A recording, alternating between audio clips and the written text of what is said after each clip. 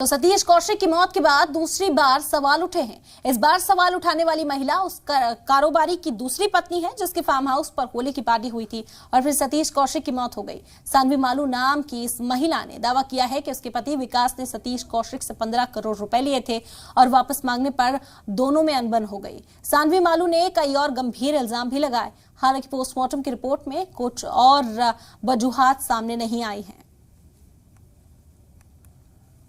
है अनस। ये जो अनस है इनका बहुत रेगुलर हमारे घर पे आना जाना था दुबई में, और जो मुझे बताया गया है थ्रू विकास मालू ओनली कि ये दाऊद इब्राहिम के बेटे हैं।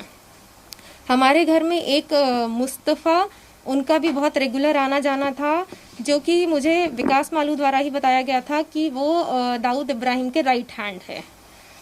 तो हमारे घर में इन लोगों का आना जाना था। अनस हमारे घर पे बहुत रेगुलर आता था और बहुत गिफ्ट्स लेके आता था। कोई करेंसी का इनका कुछ लिंक था, आपस में कोई ट्रांजैक्शन करते रहते थे उससे रिलेटेड।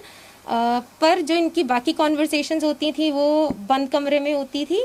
जो मेरे को लिमिटेड कॉन्वर्सेशन पता है, बाकी इनका घर पे आना जाना वो मुझे इतना पता है।